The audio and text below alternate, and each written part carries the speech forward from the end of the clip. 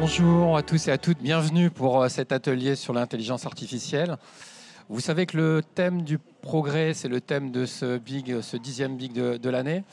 Chez BPI France, on aime servir l'avenir et on est là pour faire en sorte qu'on fasse progresser le progrès. Je suis Lionel Chen, je suis le directeur des systèmes d'information de BPI France, donc je ne suis pas du tout journaliste. Donc voilà, je vais essayer d'œuvrer au mieux auprès de mes trois célèbres invités que je vais vous présenter, surtout qui vont m'aider à se présenter eux-mêmes. Je vais donc commencer peut-être par toi, Katia. Donc là, bienvenue. Merci Lionel. Bonjour à toutes et à tous.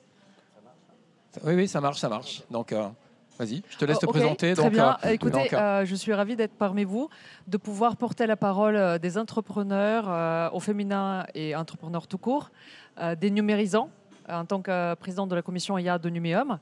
Je suis cofondatrice d'une entreprise dans l'IA conversationnelle et vocale depuis 13 ans, qui s'appelle Talker. Mais aujourd'hui, on va parler d'IA et de modèles économiques. Et voilà, peut-être je vais pouvoir partager mon expérience et entre autres ouvrir la chakra. Tout à fait. Merci de porter à la fois ton rôle d'entrepreneur, comme beaucoup dans l'assistance, et aussi de Numéum, 500 entreprises du numérique. Et si c'est maintenant que je le présente directement.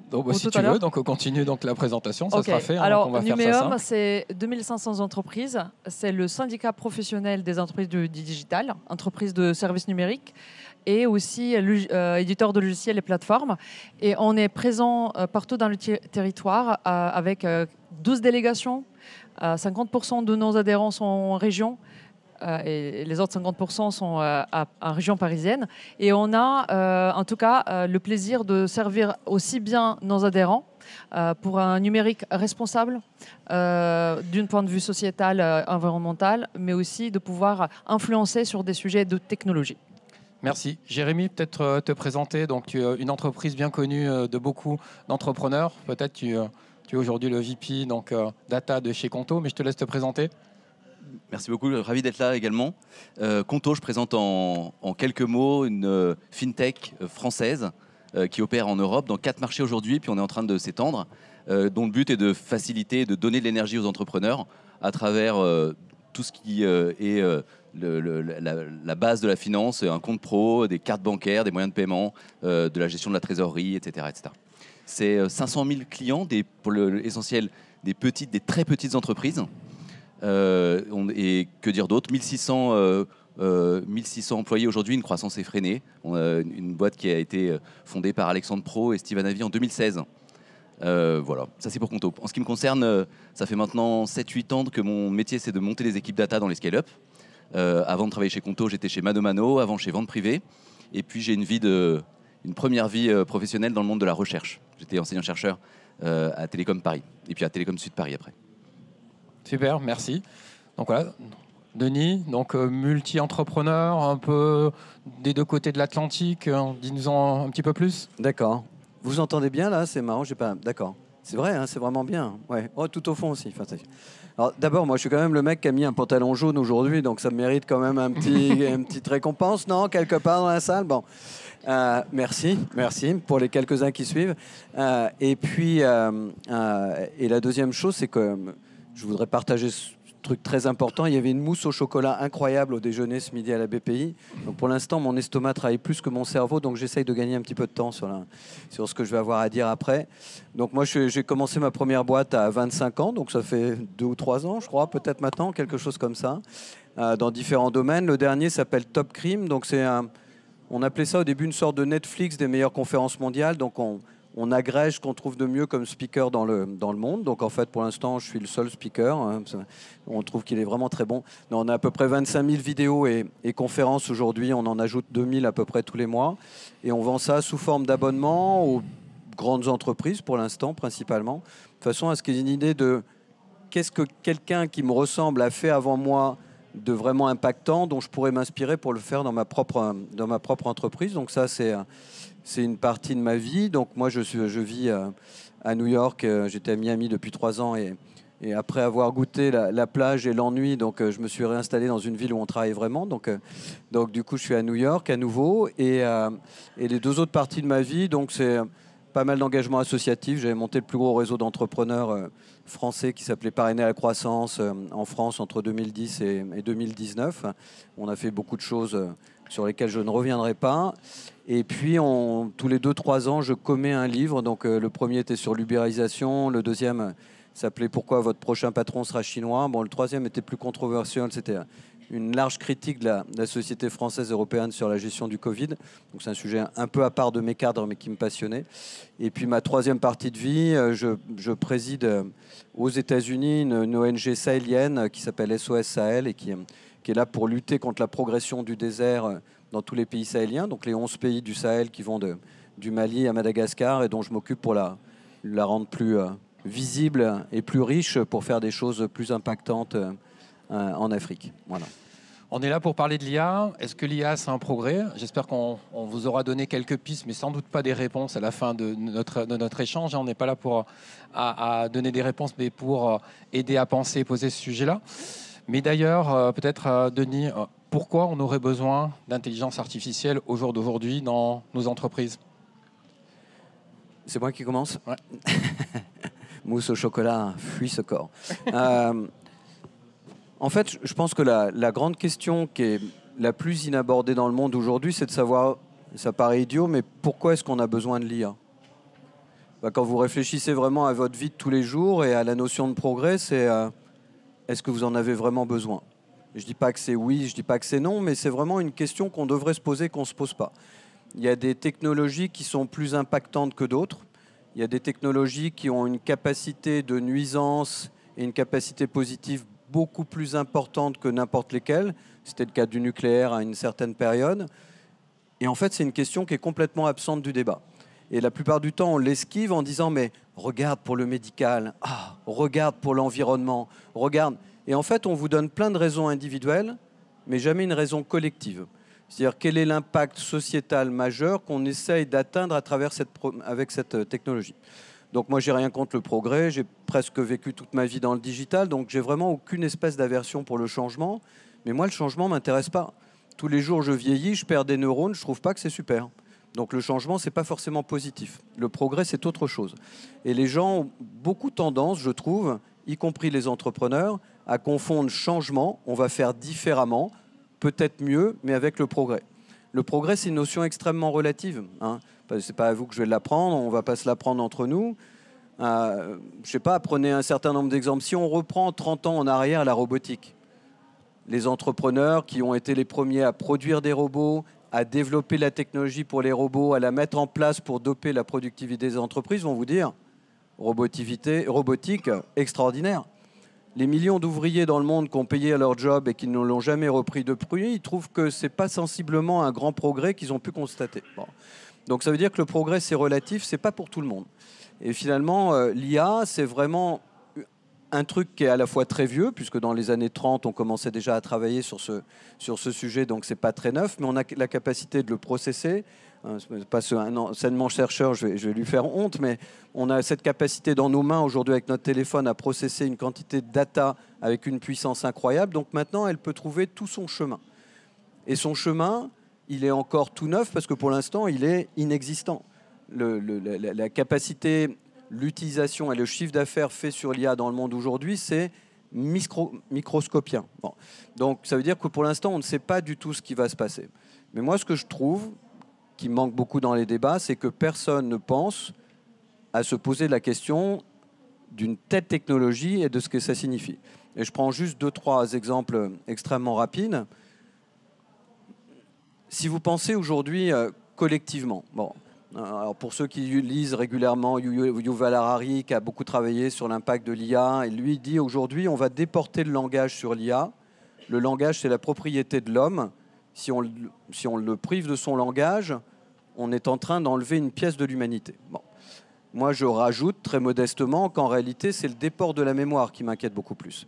C'est-à-dire qu'à partir du moment où on considère que sa mémoire, l'information, le savoir est ailleurs que dans son cerveau, ça veut dire qu'à un moment donné, on va dépendre de ce déport pour faire un certain nombre de choses, prendre un certain nombre de décisions.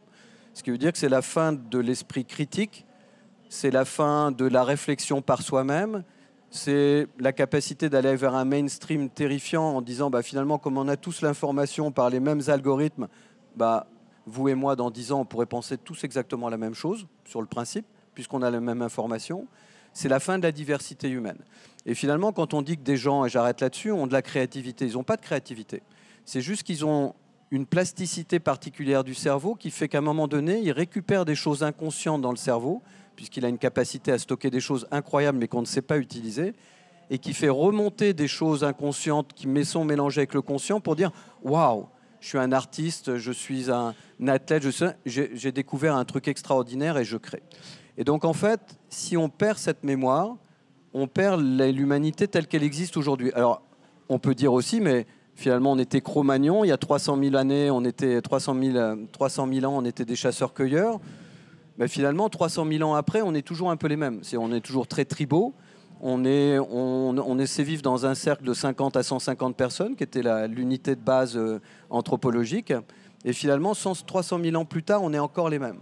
Et là, en moins de 17 ans avec le smartphone, le taux d'attention, le taux de mémorisation des jeunes cerveaux, des jeunes enfants, a déjà décru de 30 à 50%.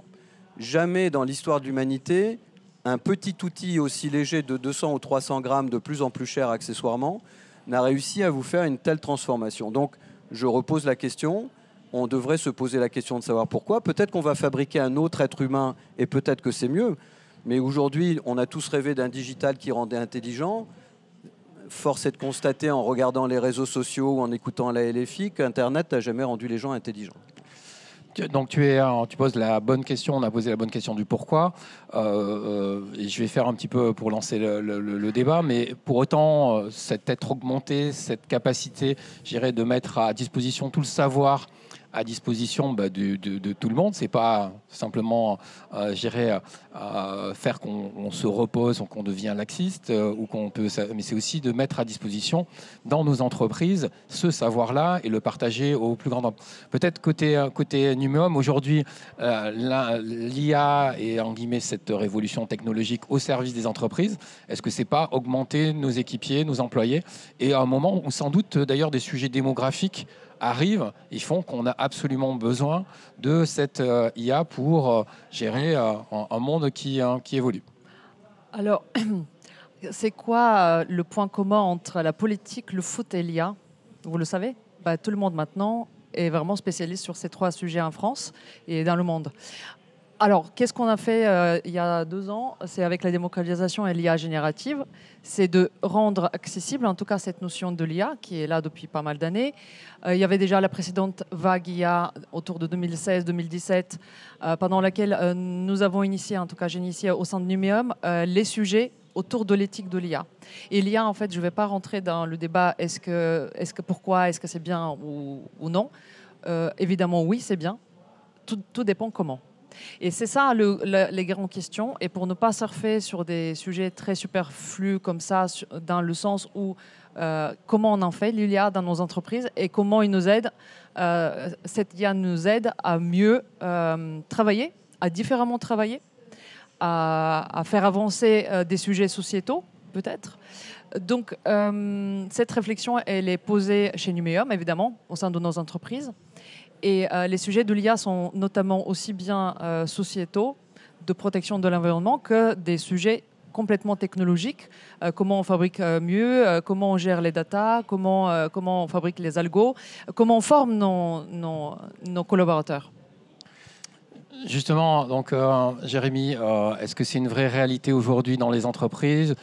Toi qui, Conto, vous touchez 500 000 TPE, PME, est-ce que c'est quelque chose qui s'incarne aujourd'hui, quelque chose qui devient une vraie réalité et qui transforme nos entreprises?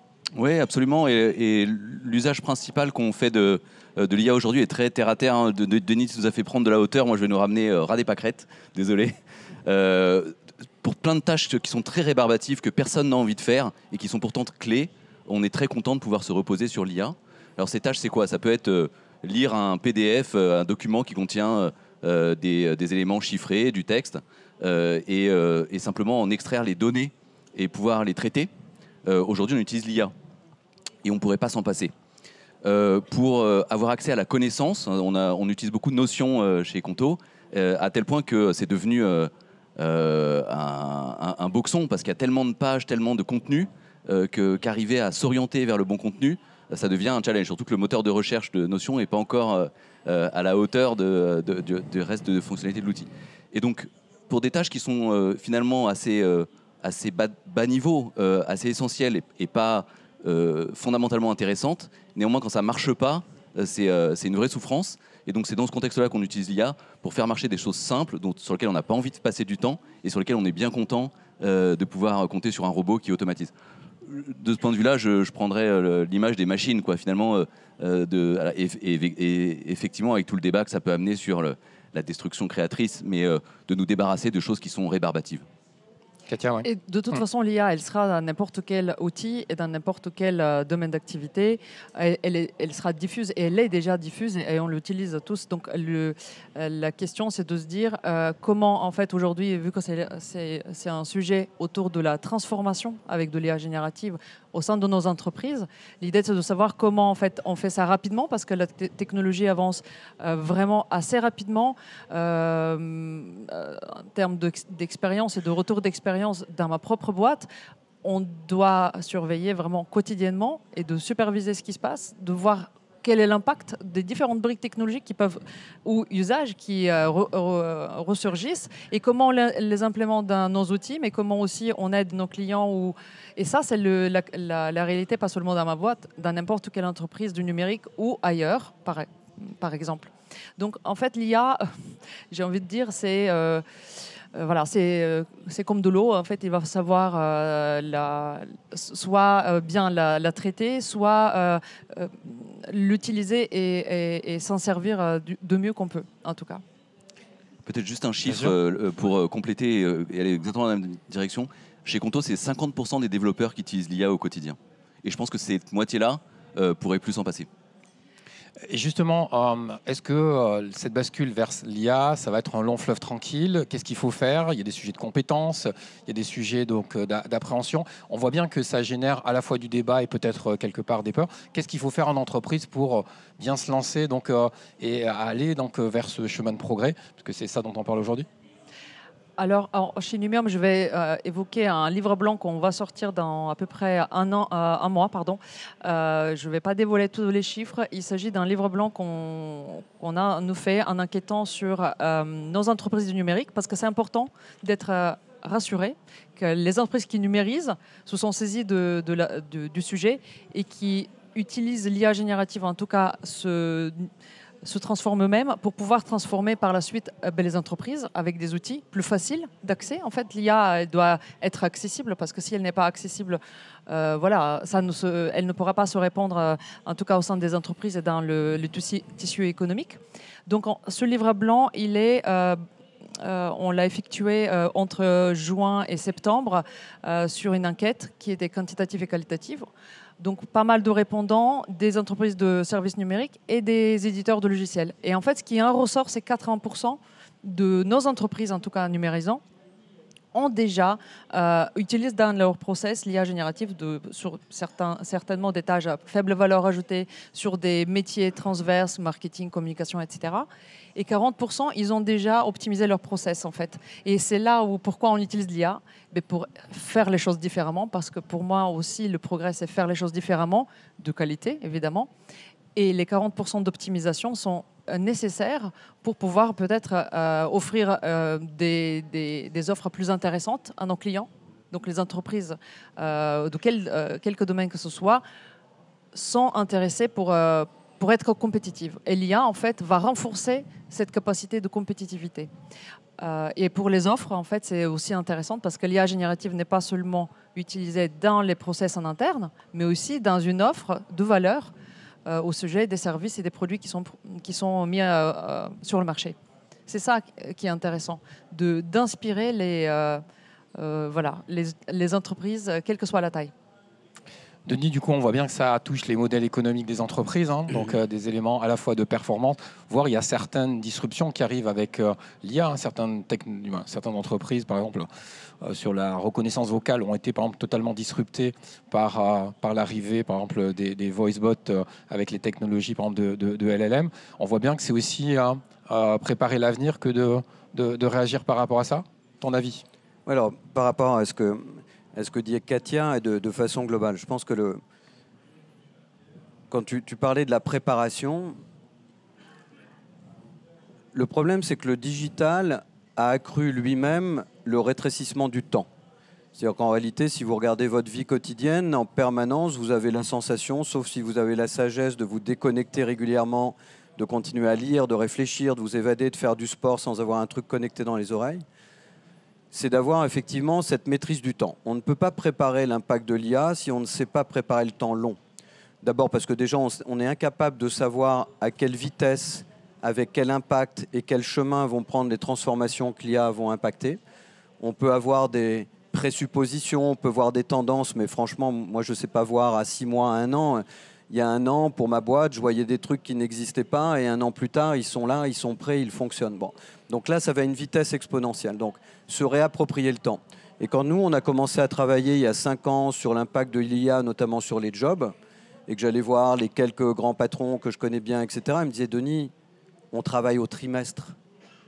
Tu me parles d'un sujet à 5 ans, c'est de la science-fiction. Donc, alors je ne vous parle pas des politiques, la vision n'existe pas, l'entreprise, ils ne savent pas ce que c'est, les derniers sont pires que les précédents. Enfin, je veux dire, bon, tous ceux qui aujourd'hui voient le spectacle politique français voient qu'il se dégrade un peu plus chaque année. Le dernier gouvernement était certainement le pire. Et là, on a une secrétaire d'État rattachée à l'éducation. Donc, autant vous dire qu'il n'y aura jamais d'IA en France. Bon. Mais ce qui va se passer, en tout cas, très clairement, c'est qu'on n'a pas d'appréciation du temps long. Et on ne sait plus se réapproprier le temps long. Et pour ça, il faut prendre du temps. Et on ne prend plus ce temps. Et la deuxième chose, c'est que, en fait, ce qui est très biaisé par rapport à ce qu'on fait tous dans nos métiers, c'est qu'on est des boîtes digitales, on est des entrepreneurs et entrepreneuses du digital, et on oublie souvent que 80% ou 90% des boîtes françaises, moi je viens d'un milieu modeste provincial, ne savent même pas les mots qu'on utilise aujourd'hui sur scène, ne les comprennent pas. Et je peux vous dire que quand je rentre chez ma mère en Normandie, ce que je vais faire samedi et dimanche, et que je revois mes copains et copines d'école, quand je leur parle de ce dont je parle et la façon dont j'en parle à Paris, ils me disent, Denis, de quoi tu parles ? Je peux vous raconter, au moment où j'ai créé l'Observatoire de l'ubérisation en 2017, que j'allais parler d'ubérisation en Basse-Normandie, les mecs, ils me disent, mais de quoi tu me parles ? Les territoires qu'on oublie totalement, les PME qu'on oublie totalement, sont toujours aux États-Unis, comme ici, à l'écart total de la transformation digitale. Alors l'IA, on n'en parle même pas. Donc chez nous, oui, on y pense, on a envie, on utilise les outils, on a de la veille, on investit dessus, pas de problème. Mais on est une toute petite partie du marché. Donc, comme le disait Katia très justement, l'enjeu va être aussi comment on fait en sorte de mettre à disposition de tous ceux qui en ont besoin, de ces outils dont ils auront besoin pour ne pas disparaître. Parce qu'aujourd'hui, en France, 72% des PME font moins de 250 salariés. Mais vous savez la vérité, sur ces 90% de moins de 250 salariés, en fait, ils font moins de 20 salariés. Vous croyez que vous avez un responsable du développement IA dans vos boîtes quand vous avez 20 salariés ? Déjà, vous n'avez pas une trésorerie à plus de 3 mois. Vous ne savez pas si vous existerez encore dans 6 mois. Donc l'IA, ce n'est même pas un fantasme. Bon. Donc il faut quand même réussir à comprendre que ce on pense entre Parisiens, entre New-Yorkais, entre gens de San Francisco, etc., c'est juste pas la réalité du pays. Donc notre enjeu à tous, moi j'étais, avec mon âge canonique, un des pionniers du e-learning. J'ai monté la première boîte européenne de e-learning en 2000. Mais dire, en e-learning, pendant 3 ou 4 ans, on n'a pas vendu un client parce qu'on était trop tôt sur le marché. Et 20 ans après, les PME n'utilisent toujours pas le e-learning. Donc, et aujourd'hui, sauf que le e-learning, ça ne changeait pas leur vie. Et encore. Mais l'IA, ça va la changer. Donc, pensez, je ne sais pas, moi j'ai des copains qui avaient une boîte de traduction. Elle était cotée en bourse aux États-Unis. Elle n'existe quasiment plus aujourd'hui. Donc, du coup, comment tu te prépares à ça ? Justement, la question, justement, c'est comment démocratiser et permettre à accéder donc, à toutes les entreprises. Et aujourd'hui, est-ce que toutes les TPE, les PME vont pouvoir accéder à l'IA ? C'est une des questions qu'on peut se poser. Oui. Moi, je suis convaincue parce que, en tout cas, chez Numéum, je représente quand même aussi les entreprises qui numérisent. Et au-delà des entreprises, on crée des outils qui rendent accessible toute typologie de technologie, notamment l'IA. Et quand on parle de l'IA, c'est très large. Et j'aime pas quand on parle de l'IA, c'est comme si on parlait de quoi ? D'automobile ? C'est large. Et l'IA, c'est OK, on va en parler. C'est la capacité à traiter beaucoup de données, OK. Et tu as dit, il n'y a pas de chiffre IA ou data dans les petites et moyennes entreprises. Et d'ailleurs, moi, à titre personnel, quand je présente une solution, je ne parle jamais d'IA dedans, même s'il y en a depuis 8 ans, 9 ans. On parle métier, il faut parler métier et transfo, il faut parler valeur, mais pas d'IA. Donc finalement, c'est comme ça qu'on va les avoir, les PME, je ne sais pas. Et surtout en insistant sur l'acculturation, et encore c'est trop tard, mais il n'est jamais trop tard à se former. Les impacts, il faudrait en reparler parce que je pense que tu Bien as sûr. posé la question avant. Les impacts sont sur tous les domaines, l'impact sur les compétences. Et la technologie avance beaucoup trop vite. Plus vite que la capacité à se former, à se upskiller, j'aime pas le mot en anglais, mais trouver d'autres domaines de prédilection qui ne sont pas nos prédilections naturelles. Et en fait, il faut informer nos collaborateurs, se former soi-même, y faire. Et au sujet de l'IA, tout le monde doit être curieux et commencer à voir comment, au sein de son entreprise, je peux voir comment je peux changer mon business grâce à l'IA. Justement, au sein de Conto, tu l'as évoqué tout à l'heure que 50% des développeurs, maintenant, ils ne peuvent plus se passer de l'IA. Ça s'est fait comment? Ça s'est fait naturellement? C'est un peu magique? Ça se déroule tout seul? Ou il faut accompagner ce changement-là, y compris sur des populations là, qui sont quand même très appétentes à ces sujets-là par nature? Non, il faut accompagner. C'est un chantier de transformation. Ça ne se fait pas tout seul. Mais par contre, la question de l'accessibilité se pose très peu. En fait, dans le monde de l'entreprise, comme dans le monde finalement du B2C, enfin dans le monde individuel, c'est très facile d'avoir accès à un chat GPT ou à des modèles d'IA générative. Et donc, de la même manière, les développeurs ont accès à ces outils. Donc, l'objet, c'est d'arriver à orchestrer, organiser le fait de ne pas avoir une sorte de panoplie hétéroclite d'outils, mais de centraliser la gestion des outils, des modèles. Donc, la question des outils. Et puis ensuite, de donner envie, d'inciter au partage. Et ça, c'est donc de se montrer un peu les bonnes pratiques, les petits tuyaux. Nous, tous les mois, on fait ça. On s'échange les derniers tuyaux. Et puis de mesurer l'adoption. C'est tout simple, hein, la puissance d'un tableau de bord bien fait, avec un chiffre en vert, en rouge. Aujourd'hui, on en est à 50%. La cible, c'est d'être plus que ça. Et ne serait-ce qu'en faisant ça, on incite à l'adoption. Justement, tu l'évoquais tout à l'heure, Katia, sur la partie formation. Aujourd'hui, sans doute, les compétences ne sont pas encore toujours là parce que ça va assez vite. Est-ce qu'il vaut mieux former ses équipiers en interne ou faire appel à du consultant? Comment là-dessus, c'est quoi les bonnes pratiques qu'on peut partager autour de ces sujets-là? Parce qu'effectivement, ça va vite. Déjà les deux. Je vais une réponse un peu normande, mais il faut, parce que déjà, c'est vital pour son entreprise que ses collaborateurs, quel que soit le poste, d'être acculturés et formés, parce que n'importe quelle personne doit savoir de quoi il s'agit et avoir la possibilité d'innover et changer de regard. En fait, c'est juste une question, pas seulement sur l'IA, hein, changer de regard, parce qu'à partir du moment où on sait de quoi il s'agit, quels sont les cas d'usage, d'ailleurs, on peut changer son propre métier. Et on peut évidemment faire appel à des entreprises qui nous accompagnent. Dans le numérique, vous avez des grandes boîtes, mais les PME et les TPE pourront aussi avoir des différents programmes, notamment chez la BPI, pour être accompagnés sur l'IA, la transformation. C'est assez ouvert. Je ne dis pas que tout le monde pourra en bénéficier, mais il y a des programmes pour les petites et moyennes entreprises. Après, il y a aussi, j'ai réfléchi à comment synthétiser tout ça. Déjà, la capacité de se dire que je démarre demain, se dire non, je démarre aujourd'hui et je crée des choses pratiques au sein de mon entreprise. Et pour ne pas être très généraliste, on peut effectivement se rapprocher dans un écosystème, partage avec des pairs, etc. Et comment on se transforme? En fait, on se jette dans l'eau et on essaye de créer des outils grâce à l'IA. En fait, on regarde comment dans mon business je peux implémenter des briques qui pourront m'aider à moi à progresser et offrir une nouvelle valeur.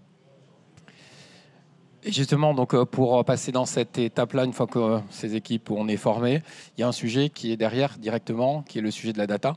Donc, comment on a la chance de t'avoir, Jérémy, sur la data et tout ton parcours, comment on se prépare pour avoir une data, être prêt pour, dans une entreprise, être à même d'utiliser cette intelligence artificielle ou ces technologies-là, donc de façon globale? Oui, alors il y a plusieurs sujets, mais effectivement, le sujet de la data est rarement sous le feu des projecteurs et pourtant il est clé. Tout le monde a en tête que garbage in, garbage out. Quand on a des mauvaises data, on a finalement une mauvaise IA derrière, et pas parce que les modèles sont mauvais, mais parce que ce qui fait vraiment la puissance des modèles, c'est les données qui sont derrière. Et donc il y a un véritable enjeu d'organisation des plateformes data, des data warehouse, des data lake, des delta lake, et de modélisation. Parce que les équipes data, elles ne créent pas les données, elles les agrègent, elles les ingèrent. Et il y a un véritable enjeu de bien les modéliser et d'éviter des modèles où on déverse des données sans chercher à les modéliser et en se disant qu'on retrouvera bien ces petits et ça finit en marécages infernaux. Et donc le sujet de l'IA qui est très brillant, derrière amène ce goulot d'étranglement qui finalement on revient en basique, qui est l'organisation de l'entrepôt de données et sa modélisation. Et c'est rigolo parce que finalement c'est un savoir-faire qui s'est aussi un peu perdu avec l'époque de l'abondance et des outils qui permettent de requêter à l'échelle sans trop se soucier des ressources, de la mémoire, de l'espace disque, des CPU. On a perdu le savoir-faire de la modélisation, qui est un savoir-faire qui, on va dire, a culminé fin des années 90. Et aujourd'hui, on cherche à le retrouver, non pas pour des raisons de performance, quoique aussi un peu de coût, mais surtout pour s'y retrouver dans les données. Et donc, on voit un métier qui est finalement un reformatage d'un ancien métier à la sauce moderne qui est Analytics Engineering, où on se repenche sur la transformation, la modélisation des données. Et ça devient nécessaire pour exploiter l'IA, et non plus pour finalement arriver à avoir un calcul qui termine en temps fini. Alors là, on a vu le pourquoi. Une fois qu'on a vu, en guillemets, qu'on a les compétences, qu'on a la data, qu'est-ce qu'il faut pour que tout ça change son business model et en guillemets, ça change son entreprise? Peut-être, Denis, le package, ça donne quoi? La data, c'est un sujet majeur parce c'est un sujet d'entreprise, mais c'est un sujet géopolitique aussi. Aujourd'hui, l'investissement massif depuis 15 ans de la Chine dans l'IA, c'est avant tout pour faire dans le virtuel ce qu'elle fait avec la route de la soie en physique, c'est-à-dire de collecter une data exceptionnelle. Et la raison pour laquelle vous avez sûrement suivi cette espèce de combat qui avait été commencé un peu par Trump et puis poursuivi maintenant par le Congrès américain qui essaye d'obliger les TikTok à vendre sa boîte aux États-Unis parce qu'ils ne veulent pas que la data parte en Chine. On voit bien effectivement que le sujet de la data, c'est au-delà du sujet de la productivité de nos entreprises. C'est le sujet de la clé de la domination du monde demain. Je veux dire, là, le sujet, il est excessivement clair. La seule obsession des grands États mondiaux, c'est-à-dire les deux seuls qui comptent dans le monde, la Chine et les États-Unis, puisque malheureusement, et je dis bien malheureusement, l'Europe en est totalement absente. Il faut quand même que vous ayez conscience de deux choses. La première, c'est que les investissements de la tech de l'Europe sont 6 fois moins importants que ceux des États-Unis, 3 fois et demi moins importants que ceux de la Chine, par tête d'habitant, parce que sinon, ce serait difficile de comparer des chiffres. Les deux plus importants de chiffre d'investissement par tête d'habitant, c'est Israël et la Corée. C'est les deux pays les plus innovants au monde. La seule start-up nation qui existe dans le monde, c'est Israël. Bon, et la Corée qui est brillantissime aussi. Donc aujourd'hui, c'est les États-Unis, la Chine, deux espèces d'usines de production hallucinantes que sont Israël et la Corée. Alors, il y a des petites histoires que je pourrais vous raconter sur la Corée et Israël qui sont très rigolotes, mais on n'a pas le temps aujourd'hui. Mais c'est ça aujourd'hui. Donc d'abord, c'est un enjeu planétaire, c'est un enjeu de domination, c'est un enjeu de domination économique. Et donc malheureusement pour l'Europe n'est absolument pas dans ce débat. Elle est dans le débat de ce qu'elle sait très bien faire, de la régulation. D'ailleurs le truc, quand vous avez une équipe catastrophique au foot, qu'est-ce que vous faites? Vous mettez les 11 joueurs dans le but avec le goal et vous dites comme ça je ne prendrai pas un but. Sauf que malgré les 11 joueurs dans le but, on prend quand même des buts. Bon. Et donc après, on met des amendes, donc on fait un peu de chiffre d'affaires. Donc en gros, le métier de la Commission européenne, c'est de piquer des amendes à Apple, Google, etc. et d'en vivre à peu près chichement pour payer ces technocrates qui ne servent à rien. Donc du coup, ça c'est l'enjeu un petit peu planétaire. Bon. Ensuite, dans nos boîtes, la data, elle est clé. C'est-à-dire que moi, j'ai rêvé pendant 15 ans, quand je faisais du e-learning, d'avoir une data exceptionnelle pour connaître tellement bien les gens que je puisse aller leur redonner ce dont ils ont vraiment besoin. C'est-à-dire d'avoir cette notion de micro-learning, de dire telle personne qui est là en face de moi, ou vous, monsieur, ou vous, madame, vous avez besoin de ça, Pourquoi je vais te donner tout ça alors que pour l'instant, tu n'as besoin que de ça? Et ça, c'est la data qui permet de le faire. De la même façon que Conto doit dire, mais par rapport à ton profil, ta géographie, ta sociologie, tes moyens économiques, le profil de ta boîte, voilà ce que je peux te proposer. Donc la data, elle est clé dans tout ce qu'on fait aujourd'hui. Et c'est vrai que la capacité de donner en temps réel ce dont la personne a vraiment besoin est la clé de ce qu'on appelle l'expérience client, finalement, et de la capacité de leur donner ce dont ils en ont besoin. Donc nous, c'est une obsession permanente. C'est-à-dire qu'en réalité, si on regarde le site de Top Crime, on a l'impression que c'est un site de contenu, etc. Mais en réalité, on est une boîte de data. Et en réalité, en plus, accessoirement, demain, si on veut vendre cette entreprise, qui est souvent le sort de tous les entrepreneurs, c'est effectivement de se dire que c'est la data qu'ils vont acheter, pas le chiffre d'affaires. Donc la data est clé, donc s'y préparer. Et alors, la dernière chose qui est très compliquée, bien évidemment, je ne sais pas comment vous le vivez tous les deux, mais c'est aussi de trouver les compétences. C'est-à-dire que comment attirer chez soi les compétences qui sont de plus en plus rares, insuffisamment nombreuses. Et encore, chez nous, elles ne sont pas chères. Déjà, on a du mal à les trouver, on ne les paye pas toujours à ce qu'ils pourraient être payés. Mais aujourd'hui, un jeune qui démarre dans la Silicon Valley avec 2 ans d'expérience, il est déjà à 150 000 $.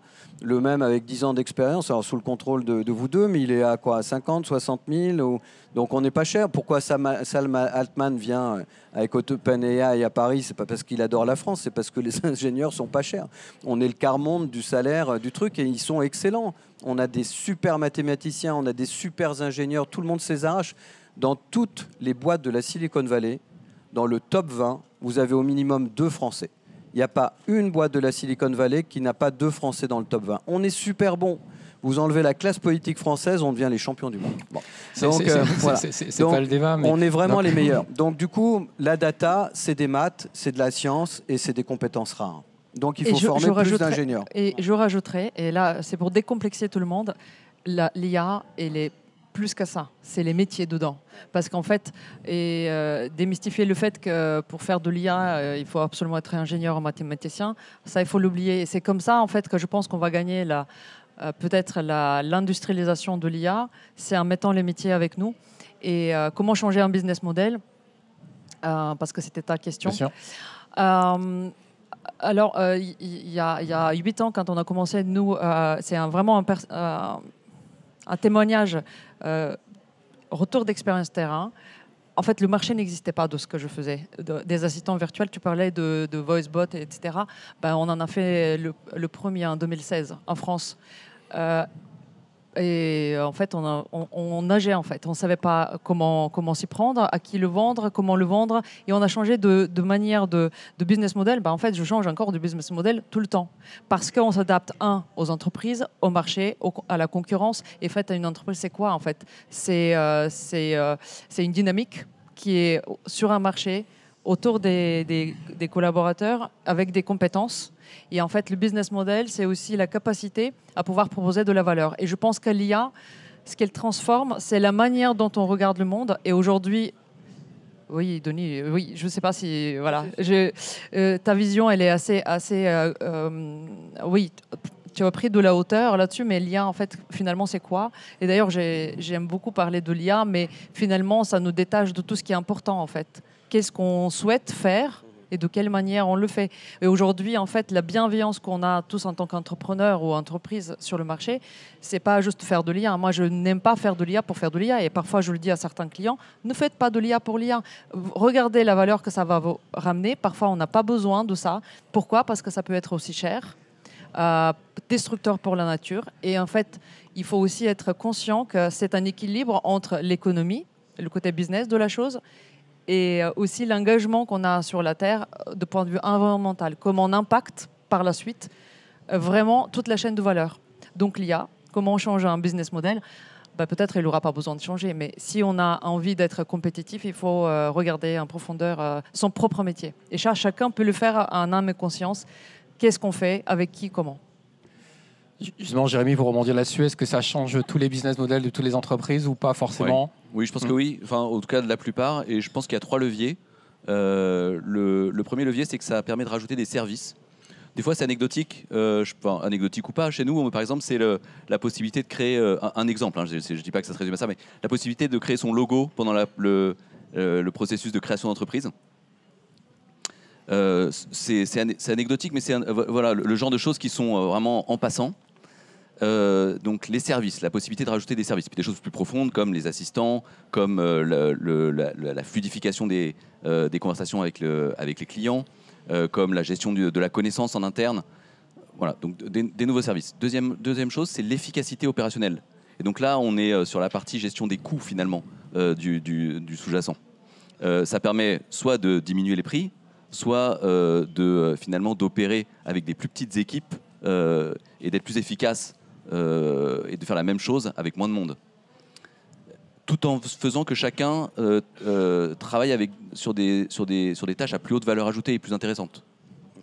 Et enfin, la dernière chose, c'est la donnée comme source de valeur. Puisqu'on s'est dit que la qualité des modèles dépendait de la qualité des données, du coup, ça veut dire que les entreprises ont intérêt à essayer d'acquérir des données de bonne qualité.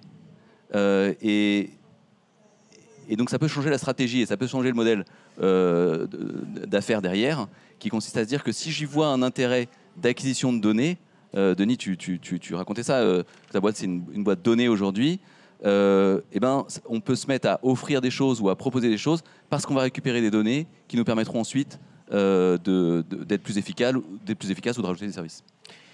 Lionel, parce que ce qui est vraiment important, c'est quand on réfléchit l'enjeu aujourd'hui, il faut revenir sur ce qu'on disait tout à l'heure, c'est l'enjeu de l'accessibilité aux petites et moyennes entreprises. Bon.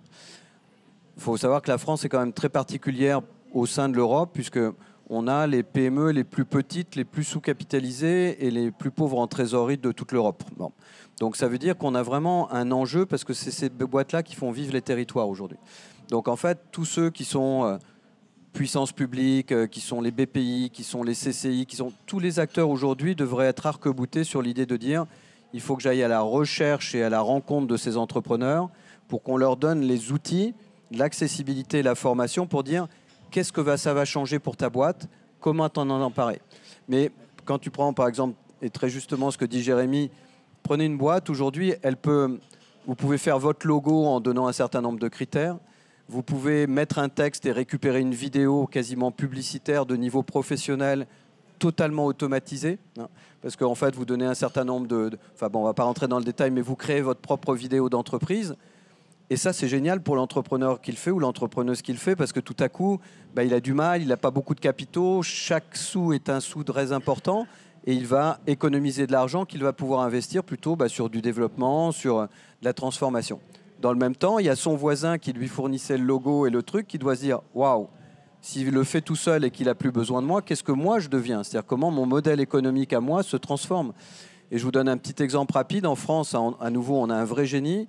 Les 3 plus grandes boîtes qu'on appelait dans ma génération des call centers qui sont devenus des centres de relations clients. Ça fait comme plus chic. Donc des call centers. Et moi, je vivais au Maroc à l'époque du début des call centers. Donc j'ai vu Webhelp, Téléperformance arriver. Webhelp était devenu, au début des années 2000, le 5e employeur du Maroc en moins de 5 ans. Aujourd'hui, c'est des boîtes qui ont entre 160 et 300 000 personnes. Si vous avez regardé la démo de l'agent conversationnel de chat d'OpenAI au mois de mai-juin, je ne sais pas si vous l'avez regardé sur Dailymotion, si vous êtes très français, ou sur YouTube, regardez Dailymotion. Vous avez vu le truc, la fille, parce qu'on pense que c'est une femme, c'est une voix féminine, elle fait de l'humour, elle répond à propos. Alors le truc est très travaillé, très scénarisé, mais vous dites non, mais c'est une vraie personne, c'est pas possible, c'est exceptionnel. Pensez à ces 160 000 personnes qui sont embauchées aujourd'hui par Webhelp, Téléperformance, etc. Ce modèle-là, il est en danger. Donc parce que s'ils savent pas mettre des services à valeur ajoutée autour de ce que l'IA va leur enlever, demain, ça peut être des boîtes de 10 000 personnes ou des boîtes qui n'existent juste plus. Donc, ce que tu cites par cette question de la transformation du modèle économique, elle est juste essentielle, en fait. Alors, je rebondis parce que c'est marrant que tu dis ça. L'anticipation dans le monde entrepreneurial, elle est importante. C'est même pas très bien de prendre la vague, mais pouvoir anticiper. C'est la capacité à se dire, même avant que les choses arrivent, d'être prêt que la transformation et les changements arrivent. J'en ai parlé à certaines de ces boîtes que tu t'en parles en 2017. Personne n'a bougé. Ouais. Donc maintenant, c'est sûr que sur certains métiers, il y aura de la transfo et de la disruption. En revanche, ce n'est pas fatal. Moi, je considère que c'est pas fatal. Et on parle des compétences, c'est aussi la capacité à revoir son business model. J'ai écouté sur scène le PDG de Hermès. Pareil, à 2-3 reprises, ils ont changé vraiment le cœur de métier pour devenir ce qu'ils sont aujourd'hui. Et ils vont certainement rechanger. Donc finalement, l'anticipation, grâce à l'IA ou même tout court, elle est primordiale. Je voulais juste peut-être terminer sur des chiffres intéressants de notre livre blanc que j'ai évoqué tout à l'heure, sur le changement de business model et même en amont. Comment j'implémente dans mon process plutôt de métier l'IA. Et en fait, un tiers de nos entreprises qui ont répondu de numérique, ils ont déjà transformé leur offre. Un tiers. C'est pas beaucoup, hein, mais c'est pas mal. Parce que c'est pas évident de mettre une technologie qu'on ne sait pas comment elle va évoluer. Il y a des briques technologiques différentes. Comment les clients vont se comporter vis-à-vis des propositions de valeur. Un tiers, c'est pas mal. Et de ces un tiers, 73% ont vu vraiment un impact positif autour des clients ou en tout cas autour de cette proposition de valeur. Donc finalement, tout le monde va être amené à se transformer et amené à avoir de l'IA dans son business. L'importance de dire quand est-ce qu'on démarre et sur des sujets de compétitivité, c'est primordial en fait en tout cas. Mais est-ce que justement, c'est pas de mettre au sein de sa stratégie cette réflexion-là? Et est-ce qu'il ne faut pas dire ou partager que toutes les entreprises doivent maintenant revoir ou repeigner leur stratégie au vu de ces nouvelles technologies qui arrivent? Et est-ce que finalement, c'est pas à cette période-là un peu de transition qu'on est en train de voir? On parle beaucoup de transition écologique, etc. Est-ce que c'est pas une transition? Et c'est pour ça que certains parlent du mot révolution de l'IA. Est-ce que c'est pas ça le sujet du moment? Un des sujets du moment? Peut-être Jérémy? Oui, moi j'en suis persuadé. Je pense qu'il y a un mouvement il y a un mouvement défensif et un mouvement offensif. Un mouvement défensif qui est de penser la solidité de notre modèle et de l'organisation. Est-ce que on parlait des exemples de Webel, Podity, etc. Ou est-ce que demain mon modèle n'est pas complètement à même de se faire renverser par ces robots et comment je peux utiliser cet outil pour faire des choses que je ne faisais pas hier. Et donc je pense que toutes les entreprises ont intérêt à se poser ces deux questions-là. Et justement, les entreprises numériques ne sont pas elles-mêmes les entreprises presque les plus disruptées par cette transformation-là de leur stratégie qui doit... Alors, c'est valable pour toute typologie d'entreprise, hein, d'ailleurs. Mais les numérisants qui nous sommes, on doit être d'ailleurs encore plus en avant de toutes les phases pour pouvoir répondre à des besoins, en fait. Parce que comment on peut transformer les autres si on n'est pas nous-mêmes transformés? Donc finalement, la question de la compétitivité se pose déjà pour nous. La transformation, elle nous concerne en premier lieu. Et pour être légitime, justement, là-dessus, c'est pour ça qu'au sein de Numéum, ce que je n'ai pas évoqué, c'est la commission IA que j'ai la chance d'animer et en tout cas d'organiser depuis quelques années. On travaille sur différents sujets. Mais en fait, l'IA n'est pas seulement les sujets de business et de technologie qu'on approche aujourd'hui, c'est aussi cette approche éthique. D'ailleurs, c'est avant AIACT, hein, Denis. On s'est posé des questions. Comment on utilise l'IA? Comment on fabrique des IA éthiques? Et ça, dans une initiative qui s'appelle Ethical AI.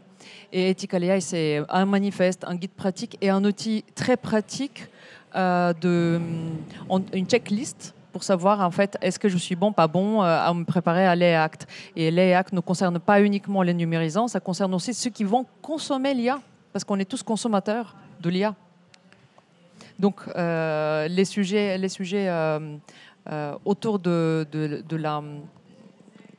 l'accessibilité, elle n'est pas uniquement business pour nous. Elle est vraiment sur un chapeau numérique responsable et confiance. Denis, est-ce que tu vois des impacts positifs de l'IA sur nos sociétés? On a bien vu que c'était une période d'énorme transition, mais est-ce qu'à la fin, c'est relatif aux notions de progrès, hein, le progrès, c'est un futur qu'on espère meilleur et que le temps va nous améliorer. Est-ce que tu trouves des aspects où tu as des idées de sujets positifs de cette transformation? En fait, à nouveau, je le répète, individuellement, on pourrait passer presque la journée à donner le nombre de choses positives qu'on pourrait faire grâce à l'IA, en fait. Je pense que vraiment, là, il n'y a pas de doute là-dessus. Le nombre de choses sur le climat, sur le développement durable, sur la santé, moi, très honnêtement, sur la santé. Enfin, moi, j'ai malheureusement perdu mon père très tôt. Aujourd'hui, on me dirait que grâce à la data, l'exploitation, on peut le soigner et le faire revivre. Je le veux. Philosophiquement, c'est un autre débat. C'est-à-dire, est-ce qu'on doit utiliser toute cette technologie pour construire un monde dans lequel on vit immortel, puisque c'est quelque part la volonté de chacun. Si on fait un sondage aujourd'hui dans la salle aujourd'hui et que je vous demande si vous avez envie de mourir, je pense que la réponse à 99,99% est non. Bon, on a toujours envie de reculer ce moment-là. Donc, il faut voir les investissements dans l'anti-aging aujourd'hui aux États-Unis sont colossaux et la plupart des fondateurs de Google, etc., investissent des parties monstrueuses de leur fortune là-dessus. Peter Thiel, les fondateurs de Google, etc., ont investi des centaines de millions de dollars sur tout ce qui va permettre d'analyser de la data. Merci, c'est gentil. Vraiment, je n'avais pas fini, mais c'est très gentil, merci beaucoup. Et donc, du coup, qui utilisent effectivement tout ça pour se dire « je vis plus longtemps ». Donc, après, il y a des débats philosophiques ou éthiques pour dire « mais est-ce que l'objectif à court terme de sauver des vies, c'est bien ? De les prolonger, forcément, quand on parle de soi, autour de soi, qui a envie de perdre son père, sa mère? J'ai des amis qui viennent perdre leur enfant. Personne n'a envie de vivre ce drame-là. Mais philosophiquement parlant, est-ce qu'on a envie d'une société où tout le monde va vivre jusqu'à 300 ans? Ce qui veut dire que, grosso modo, un Hitler pourrait vivre jusqu'à 300 ans. Est-ce que c'est vraiment souhaitable? Donc, du coup, la question, c'est vraiment... Il y a toujours un bénéfice à court terme. Moi, ce qui m'intéresse plus, c'est le bénéfice à long terme. Donc, mais si vous regardez 2 projets majeurs, sur la santé, bien sûr, il y a un projet qui a démarré en Inde il y a 3-4 ans maintenant sur la dépollution du Gange. Je crois qu'ils ont affecté à peu près 1,5 milliard ou 2 milliards sur le truc pour dépolluer le Gange, qui est un truc juste... C'est un dépotoir, le Gange. Bon. Et donc, du coup, tout est fait à base d'IA.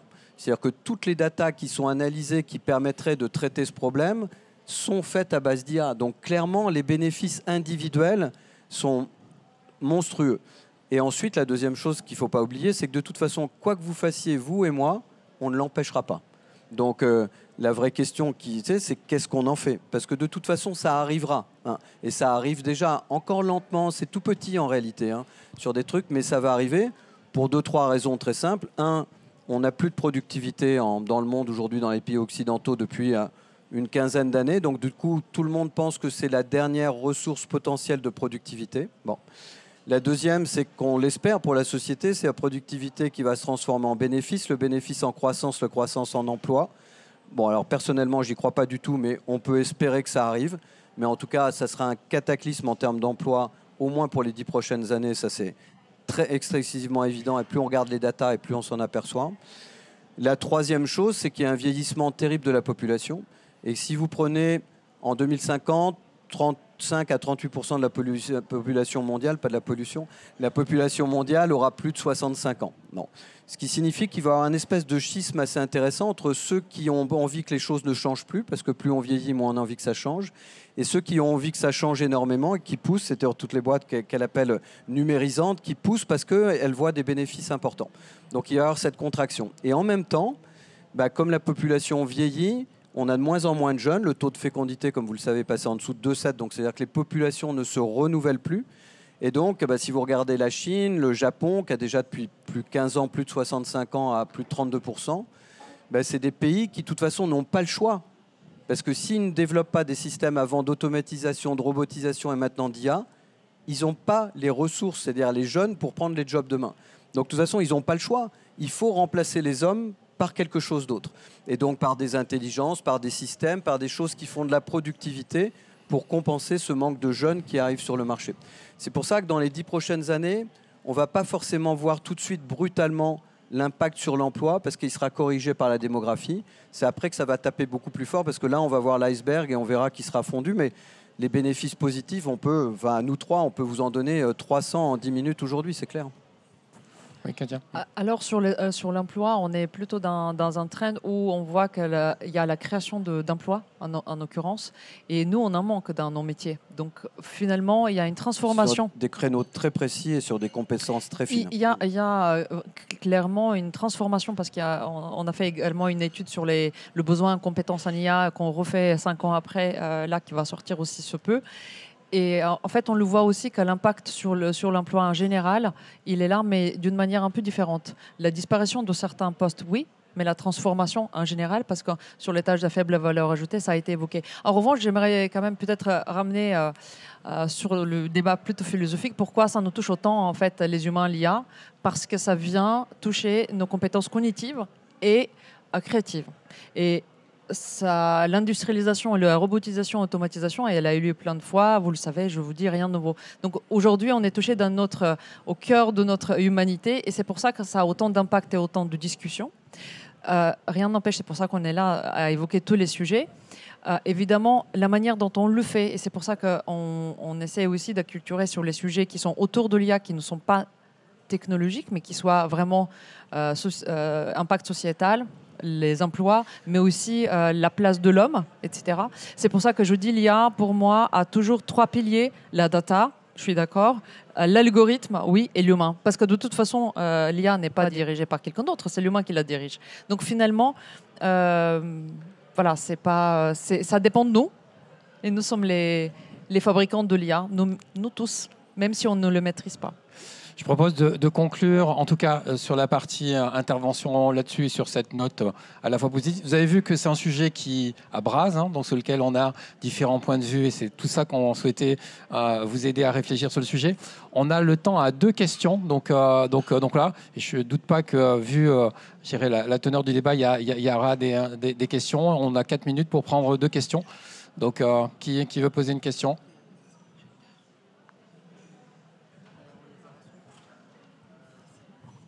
Une survivante.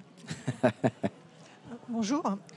On a parlé de la transformation des entreprises, mais qu'est-ce que vous conseilleriez pour que l'entreprise puisse préparer en fait ses employés à affronter ce raz-de-marée qui va tout chambouler? Quelles sont les manières, surtout pour des petites entreprises qui n'ont pas forcément les moyens d'un grand groupe, hein, qu'est-ce que vous conseilleriez? Alors vraiment, réponse très simple. Moi, je pense que tous les 3, on a un avis sur le sujet. D'abord, cherchez par vous-même. C'est quand même intéressant d'arriver avec vos questions.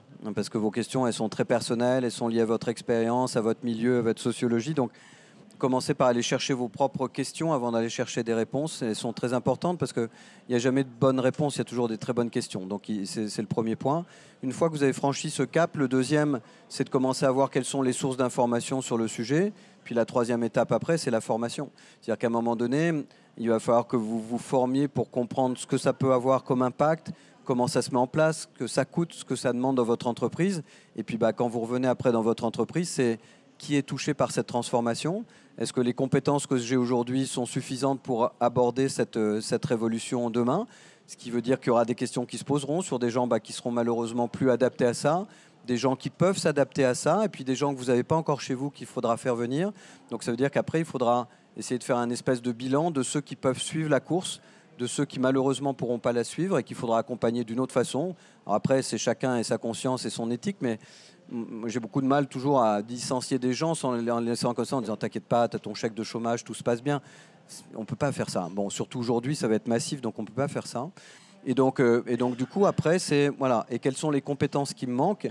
Et je pense que vraiment, après, la question qui se posera pour vous, c'est sur les compétences qui se manquent, est-ce que je peux me les offrir et où est-ce que je les trouve? Ouais. Et en plus, l'IA, comme je dis, elle est accessible maintenant pour tout le monde, pour les métiers. Et vous allez avoir de plus en plus d'outils qui sont no-code et qui sont accessibles pour tout le monde. Et que l'IA, elle est pour toutes les typologies on va dire, de métiers, pas seulement les métiers informatiques. Et aussi la reconversion. Nous, chez Numéum, aussi, on regarde la partie reconversion professionnelle tout court, mais aussi des femmes. Donc vraiment chercher aussi au sein de vos entreprises, quelle que soit la taille, comment on peut se reconvertir. Voilà. Dans quelque chose qui fait sens, hein, évidemment, dans votre métier. Mais comme tu as dit, votre métier et votre business, vous le maîtrisez le mieux. Donc voilà. Je pense que vous avez la réponse quelque part.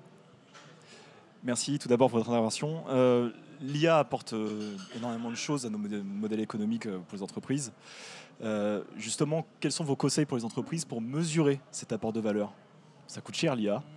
Est-ce qu'il y a des clés que vous pouvez donner à l'entreprise pour le faire? Ouais, je pense que tout n'est pas facilement mesurable. Hein. Il y a des, en particulier, la question de la productivité est une question compliquée, je pense, à mesurer. Moi, je ne sais pas le mesurer. Ce qui ne veut pas dire que c'est pas faisable, mais ça veut juste dire que moi je sais pas le faire. Par contre, il y a sur la possibilité d'apporter des nouveaux services. Je parlais de la création de logos, mais il y en a plein d'autres. Il y a toujours ces possibilités de mesures standards par les A/B tests, de regarder qu'est-ce qui se passe avec et sans. Et ça, c'est assez facile de voir s'il y a de la valeur ajoutée et de mesurer l'incrément. Je ne sais pas si ça répond à la question, mais... Peut-être un complément de réponse. On peut mesurer le temps libéré pour faire autre chose. Sur certains sujets, voilà, ça se mesure. Ça dépend de l'outil qui est implémenté. Le temps libéré, mais encore une fois, pourquoi faire? Parce que mais pour se former peut-être, pour aller initier un projet d'envergure qu'on n'a pas eu le temps parce qu'on faisait des tâches un peu rébarbatives, comme tu disais. Donc vraiment le temps libéré. Peut-être aussi regarder le rayonnement que votre entreprise pourrait avoir auprès de ses clients et ses fournisseurs, parce que ça, c'est aussi un impact qu'on peut mesurer, l'attractivité, la compétitivité. Voilà. Et, bon, après, il y a des trucs très simples. Pour vous donner un exemple dans la boîte, en fait, au début, mes curateurs et mes curatrices, ils allaient chercher du contenu. Ah oui, Lionel, je te regarde, c'est le monsieur d'à côté. Vous avez la même veste, hein, vous avez essayé de me tromper. Donc, effectivement, ils allaient chercher le contenu manuellement un petit peu à l'aveugle en disant qu'est-ce qu'il y a sur la tech, qu'est-ce qu'il y a sur le truc. Ça, tout à coup, des outils d'IA leur ont permis d'améliorer la précision de la recherche de la typologie de contenu dont on avait besoin. Donc, ils ont gagné un temps incroyable en termes de précision. Bon. Et puis après, ils faisaient un titre sur chaque vidéo podcast. Ils faisaient manuellement un titre, une description du contenu et ils essayaient d'extraire les mots-clés qui étaient vraiment les mots caractéristiques de... On l'a maintenant filé dans OpenAI, c'est fait en quelques dixièmes de secondes sur le truc. Bah, pendant ce temps-là, ils ont plus de temps pour aller chercher du contenu plus pertinent, d'aller chercher... Donc là, c'est poser la question de comment les basculer sur des tâches à plus forte valeur ajoutée. Et sur un truc plus anecdotique, bon, moi j'ai un bon copain que vous connaissez tous qui est Thierry Marx, le grand chef. Et Thierry me disait, mais finalement, dans nos métiers à nous, on ne voit pas. Et en fait, les pâtissiers notamment... font, vous savez, des trucs extraordinaires, des tours Eiffel en chocolat, des machines qui déversent du liquide, etc. Et en fait, aujourd'hui, ils utilisent des modèles pour le dessiner par l'IA, par le truc, et puis après, ils l'exécutent, mais l'exécution, c'est toujours la leur. Donc le métier de Thierry, je sais que demain, et dans 20 ans, et dans 30 ans, il sera toujours là, en fait. Ça, j'en ai une certitude absolue. Et ce qui est une revanche aussi, parce que alors, moi, je suis un produit de milieu modeste, mais qui a réussi à rentrer dans une grande école. J'étais le premier en 5 générations. Et finalement, c'était une fierté pour toute la famille et pour moi, forcément, et puis un espèce de tremplin social. Et en réalité, quand je suis arrivé dans ces grandes écoles, je m'ai aperçu qu'il y avait quand même ce regard assez condescendant sur ceux qui avaient fait un CAP, un BEP, je ne sais pas si ça existe toujours en France, ces trucs-là. Et en fait, aujourd'hui, c'est des métiers rayonnants, fantastiques, et qui, eux, ne sont pas en danger. Et je trouve que c'est une super belle revanche. Et moi, je suis très, très copain avec un chef qui s'appelle Daniel Boulus. C'est quand même 20 restaurants dans le monde. Il en a 10 à New York, etc. Et chaque fois que je le vois, il a 70 ans. Il bosse 7 jours par semaine. Tu vois, lui, là, les débats sur la retraite, ça le fait vraiment rigoler. Et donc, et du coup, c'est juste exceptionnel de se dire que ce savoir-faire-là, il est exceptionnel et en plus la data, tout ce qu'on peut utiliser, il est transmissible en plus. Donc l'IA va permettre une espèce de transmission du savoir et du savoir-faire qui éventuellement pourrait tomber aux oubliettes à un moment donné. Donc il y a beaucoup de choses qu'on puisse mesurer qui sont l'impact personnel et puis l'impact collectif. Ouais. Oui, merci à tous les trois. L'absence d'information et de formation sur l'IA génère bien entendu de l'anxiété dans les équipes qui peut être bloquante pour les prises d'initiative dans ce phénomène de transformation que vous avez largement évoqué. Quels seraient vos conseils pour justement emmener les équipes et éviter ces blocages, ces freins à l'avancée de l'IA dans les organisations ? Je me lance, je vois trois leviers. Le premier, ça va être un peu une tarte à la crème, mais c'est l'IA elle-même, ou en tout cas les chats GPT et consorts, qui sont des sources d'informations fabuleuses. À titre personnel, moi, c'est quasiment devenu ma source d'information numéro 1, alors avec toutes les précautions qu'il faut prendre en ce qui concerne la vérification des sources, etc. Mais, donc, poser nos questions au modèle est une première manière de se familiariser avec eux. La deuxième levier, c'est plus classique, mais finalement, toute la quantité fabuleuse de sources qui sont à disposition de manière libre sur Internet. Et puis je ne peux pas m'empêcher de terminer avec un petit clin d'œil à la BPI qui fournit des outils. Alors il y a des critères de taille d'entreprise, etc., d'accompagnement à faire des diagnostics IA et aller plus loin si affinité, qui sont hyper intéressants. Peut-être c'est décorrélé de votre question, mais je voulais vraiment évoquer un point important. C'est quand on a envie d'avoir de l'IA implémentée dans sa boîte pour des process ou pour son propre business, penser à l'indépendance. C'est-à-dire que j'utilise un outil, mais évidemment peut-être doublé avec une stratégie, avec un autre outil d'une autre source, la souveraineté. Pour certains, c'est très important. Posez-vous toujours les bonnes questions. Où sont posés les outils, où sont hébergés ou par la data. Est-ce que c'est une data sensible, pas seulement personnelle, mais business. Alors, faites attention parce que, peut-être, je ne sais pas qui est dans le public, peut-être vous savez déjà ça, mais c'est ultra important de se dire que le choix des briques technologiques de votre fournisseur de solutions est important. Mais toujours, moi, je double toujours mes fournisseurs parce que, voilà, toujours l'indépendance en tant qu'entreprise. Vous savez, la question sur le management, c'est une question éternelle. On n'a jamais vraiment de réponse sur le sujet. La seule certitude, c'est qu'on a quand même un management un petit peu en France, un peu descendant, top-down, comme on dit en bon français. Et qu'en réalité, les gens, on leur dit comment ils vont faire, mais on leur dit rarement pourquoi. À nouveau, on retombe sur la question du début. Donc, vous prenez vos équipes et vous leur dites, bon, je vous donne 2 mois. Vous allez chercher tout ce que vous pouvez trouver comme information. Vous vous informez, je vous donne même un crédit, formation, etc. Revenez avec des propositions. Et c'est eux qui doivent le driver avec vous. Pendant ce temps-là, vous faites le même boulot, vous, en tant qu'entrepreneur, parce qu'il faut quand même que vous arriviez à comprendre ce qu'ils vont vous raconter après. Et donc, mais on n'a pas besoin d'être meilleur qu'eux, on a juste besoin de mieux le manager et de mieux le faire. Et finalement, s'ils s'emparent du sujet en voyant ce qu'ils vont pouvoir apporter pour eux et pour l'entreprise, et ça, pas jamais oublier qu'à un moment donné, on est quand même des êtres égoïstes. Donc, la boîte, on n'est pas né pour faire plaisir à sa boîte. On est payé, on a un salaire. Quand on franchit le seuil de sa porte, normalement, c'est fini. Donc, qu'est-ce que ça va m'apporter à moi ? Ils vont se former, ils vont découvrir des choses.